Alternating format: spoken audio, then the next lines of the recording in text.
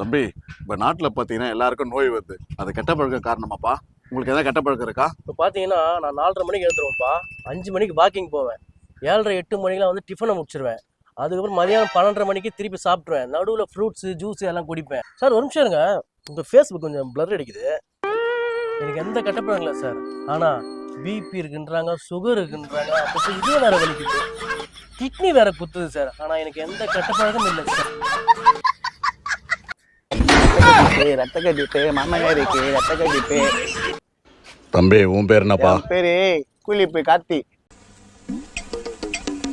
காலையில் 4 மணி எரிஞ்சல தப்புன்னு மிட்டாவா உன்னை போட்டு முழுங்குவேன். அதுக்கப்புறம் 6 மணிக்கெல்லாம் ஏற்றுவேன் கையில். அதுக்கப்புறம் 9 மணிக்கு ஒரு கட்டிங் போடுவேன். தண்ணிலாம் ஊற்ற மாட்டேன், அப்படியே அடிப்பேன்.